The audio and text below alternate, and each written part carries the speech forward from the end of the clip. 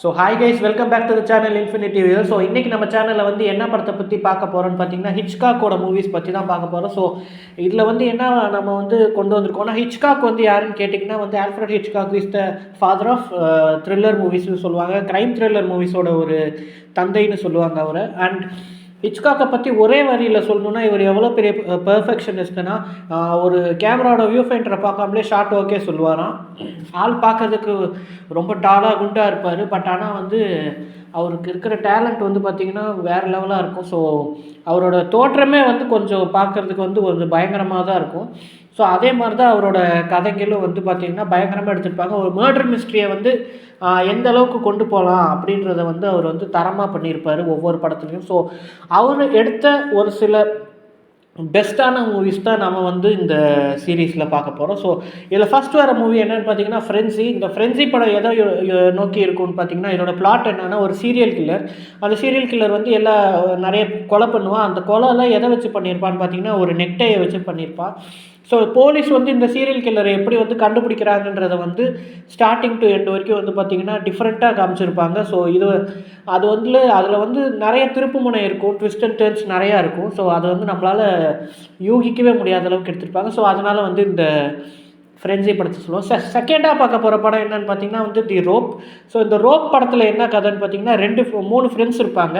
அதில் 2 ஃப்ரெண்டு வந்து என்ன பண்ணுவாங்கன்னா, அந்த 3வது ஃப்ரெண்டை பிளான் பண்ணி கொலை பண்ணிவிட்டு, அந்த எப்படி கொலை பண்ணுவாங்கன்னா, ஒரு ரோப்பை வச்சு கழுத்தை நெரிச்சு கொலை பண்ணிட்டு அந்த பாடியை வந்து ஹைட் பண்ணி வைப்பாங்க. அந்த பாடியை ஹைட் பண்ணி வச்ச பாடியை வந்து அந்த பார்ட்டிக்கு, இதெல்லாம் ஒரு பார்ட்டியில் நடக்கும். அந்த பார்ட்டி யார் ஆர்கனைஸ் பண்ணதுன்னு பார்த்தீங்கன்னா, இவங்க கொன்னாங்க பார்த்தீங்களா ஒரு ஃப்ரெண்டு, அந்த 3வது ஃப்ரெண்ட். அந்த 3வது ஃப்ரெண்டோட ஃபேமிலியில் இருக்கவங்க ஆர்கனைஸ் பண்ண பார்ட்டியில் வந்து இந்த கொலை நடந்திருக்கும். ஸோ அந்த ஃபேமிலியில் இருக்கிறவங்க வரவங்கெல்லாம் இந்த 3வதாக இருக்கிற ஃப்ரெண்டு எங்கே இருக்குன்னு கேட்டு கடைசியில் இந்த கொலை உண்மை எப்படி வெளியே வருன்றது இன்ட்ரெஸ்டிங்காக ஒரு 8 ஷாட்டில் இவர் எடுத்து காமிச்சிருப்பார் ஹிச்காக்கு. ஸோ நிறையா வந்து பார்த்திங்கன்னா இந்த படத்தில் லாங் ஷாட்ஸ் இருக்கும். ஸோ இந்த படம் வந்து த்ரில்லர் மூவிஸ் பண்ணுறவங்களுக்கு ஒரு என்ன சொல்கிறது, ஒரு பேஸ்னு சொல்லலாம். ஸோ இந்த படத்தை பார்க்காம த்ரில்லர் மூவிஸ் பண்ணுறது வந்து எனக்கு தெரிஞ்சு கொஞ்சம் டவுட்டான ஒரு விஷயம்னு தான் நான் சொல்லுவேன். ஸோ அதனால் வந்து இந்த ரோப் படத்தை சொல்லலாம். ஸோ தேர்டாக பார்க்க போகிற படம் என்னென்னு பார்த்தீங்கன்னா the rear window. So rear window கதையில் என்ன கதைன்னு பார்த்தீங்கன்னா வந்து ஒரு ப்ரொஃபஷ்னல் ஃபோட்டோகிராஃபர் என்ன பண்ணுவாருன்னா, ஒரு இன்சிடெண்ட்டில் வந்து அவருக்கு கால் உடஞ்சிரும். கால் உடஞ்சதுக்கப்புறம் என்ன பண்ணுவார்னா, ஒரு இடத்துல ஐடியலாக இருந்துட்டு அவர் வீட்டில் இருக்க ஒரு ரியர் விண்டோவிலேருந்து சுற்றி இருக்கிற எல்லா நெய்பர்ஸு, எதிர்த்த வீட்டுக்காரங்க எல்லாரையும் டெய்லி நோட்டம் விடுவார். ஸோ என்னென்ன ஆக்டிவிட்டீஸ் பண்ணுறாங்க அப்படின்றத வந்து நோட்டம் விட்டுட்டு கேமரா மூலயமா பார்த்துட்ருப்பார். அண்ட் ஒரு சிச்சுவேஷனில் என்ன ஆகும்னா, ஒரு வீட்டில் வந்து கொலை நடந்துடும். அதை வந்து இவர் பார்த்துருவார். இவர் பார்த்ததை வந்து வெளியில் சொல்லவும் முடியாமல், அந்த கொலைகாரன் இவரை கண்டுபிடிச்சிருவானான்னு தெரியாமல் ரொம்ப வந்து ஒரு த்ரில்லிங்காக படன்ற மாதிரி ஒரு கதையாக வந்து இந்த ரியர் விண்டோ படம் இருக்கும். ஸோ கண்டிப்பாக இந்த படத்தையும் பாருங்கள். லொக்கேஷன் வைஸ் 2 லொக்கேஷன் தான். இவரோட வீடு எகுத்தாப்பில் இருக்க அப்பார்ட்மெண்ட்ஸ், அவ்வளோதான். அது தவிர அவுட்டோர் லொக்கேஷன் வேறு எதுவுமே இருக்காது. ஒரு செட்டுக்குள்ளேயே தான் இந்த படத்தை முடிச்சிருப்பாங்க. ஸோ அதனால் வந்து இந்த ரியர் விண்டோ படத்தை நான் சஜஸ்ட் பண்ணுறேன். And next coming to the next பார்த்தீங்கன்னா வந்து டயல் எம் ஃபார் மர்டர் இந்த படம்.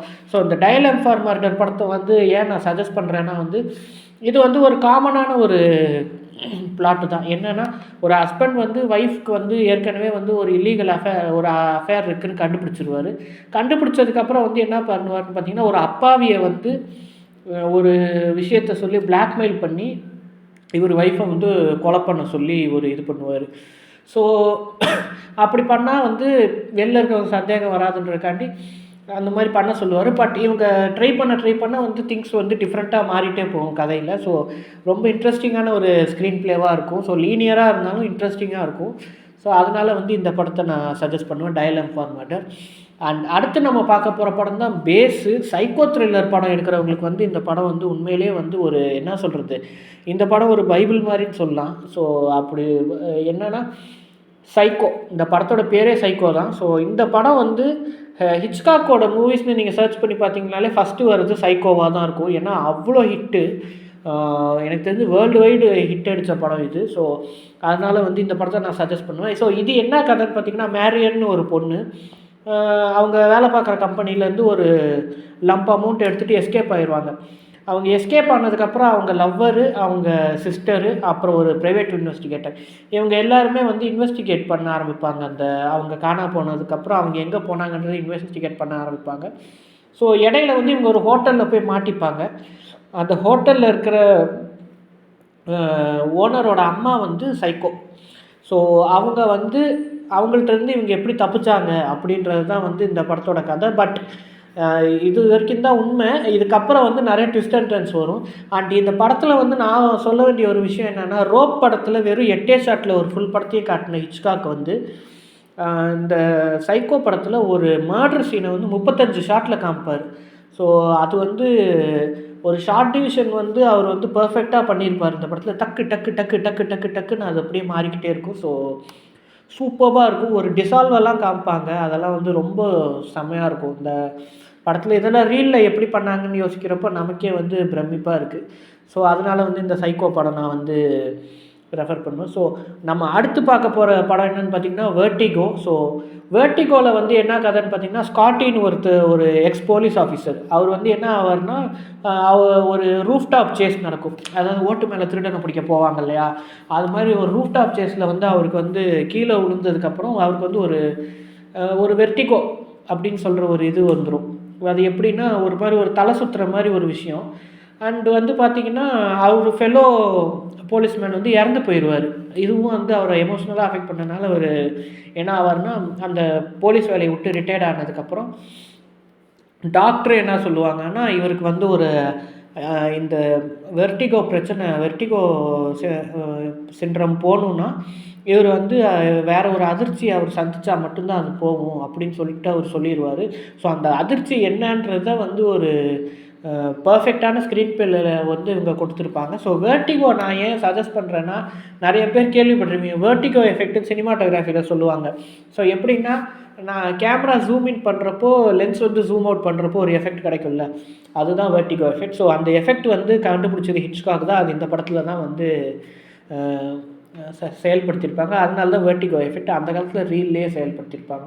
ஸோ இது வந்து ஒரு தரமான படம்னு சொல்லணும். அண்ட் லாஸ்ட்டாக இந்த ஹிட்ச்காக் சீரீஸில் வந்து நம்ம பார்க்க போகிற படம் என்னென்னு பார்த்தீங்கன்னா, தி பேர்ட்ஸ் அப்படின்ற படம். ஸோ இந்த பேர்ட்ஸ் படம் எதை பேஸ் பண்ணியிருக்குன்னு பார்த்தீங்கன்னா வந்து ஒரு நாவல். அதாவது யார் எழுதுனான்னு பார்த்தீங்கன்னா, டேஃபே மேனர் அப்படின்ற ஒரு ஆத்தர் எழுதின ஒரு நாவலை பேஸ் பண்ணி வந்த படம் தான் இந்த பேர்ட்ஸ். ஸோ இதை வந்து ஹிட்ச்காக் வந்து அவரோட அந்த நாவலை அப்படியே எடுக்காமல் அவரோட ஒரு பேட்டர்னில் வந்து எடுத்திருப்பார்.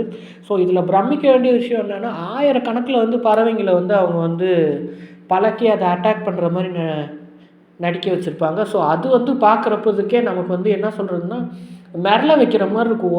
ஒவ்வொரு ஷாட்டும் ஒவ்வொரு பேர்டும் வந்து இந்த படத்தில் நடிச்சிருக்குன்னு சொல்லலாம். அந்த அளவுக்கு வந்து ஒரு தரமான படம்னு இந்த பேர்ட்ஸ் படத்தை சொல்லுவேன். ஸோ இவ்வளோதான். ஸோ ஹிட்ச்காக்கோட படத்துங்களில் இப்போ நான் சொன்ன லிஸ்ட்டில் இருக்க இந்த படத்துங்களை பார்த்தீங்கன்னாலே உங்களுக்கு ஒரு சைக்கோ த்ரில்லர் மூவியோ, ஒரு த்ரில்லர் மூவியோ, ஒரு க்ரைம் த்ரில்லர் மூவியோ எப்படி எடுக்கிறதுன்னு உங்களுக்கு ஒரு ஐடியா நிறையாவே கிடைக்கும். ஸோ கண்டிப்பாக இந்த படத்துங்களை பாருங்கள். நிறையா புக்ஸும் படிங்க. ஏன்னா படம் பார்க்குறதுல மட்டும் ஐடியா கிடைக்காது. புக்ஸ் படிக்கிறப்போ தான் நம்ம இமேஜினேஷன் வளர்கிறப்போ நிறையா விஷயங்கள் நமக்கு வந்து கிடைக்கும். ஸோ அதனால் வந்து மர்டர் மிஸ்ட்ரி புக் படிங்க. ஆனால் மர்டர் மிஸ்ட்ரி படம் பண்ணணும்னு நினைக்கிறவங்க இப்போ நான் சொன்ன இந்த அத்தனை படத்தையும் பார்த்தீங்கன்னா உங்களுக்கு அது ரொம்பவே ஹெல்ப்ஃபுல்லாக இருக்குன்றதை நம்ம வீடியோ மூலயமா தெரிவிச்சுக்கிறேன். ஸோ நீங்கள் நம்ம சேனலுக்கு ஃபஸ்ட் டைம் வரதா இருந்தால் நம்ம சேனலுக்கு சப்ஸ்கிரைப் பண்ணிட்டு பக்கத்தில் இருக்க பெல் ஐக்கான் ப்ரெஸ் பண்ணுங்கள். உங்களுக்கு இந்த வீடியோ பிடிச்சிருச்சுன்னா லைக் பண்ணுங்கள், கமெண்ட் பண்ணுங்கள், ஷேர் பண்ணுங்கள். அது மறக்காமல் நம்ம சேனலை சப்ஸ்கிரைப் பண்ணிட்டு உங்கள் ஃப்ரெண்ட்ஸ் கூட ஷேர் பண்ணிட்டு ஜாலியாக இருங்க. சப்ஸ்கிரைப் பண்ணிட்டு பக்கத்தில் இருக்க பெல் ஐக்கானே ப்ரெஸ் பண்ணுங்கள். இதே மாதிரி வேறு ஒரு வீடியோவில் சந்திக்கும் வரை உங்களிடம் வந்து விடைபெறுவது உங்கள் இன்ஃபினிட்டி வியூவர் லியோ.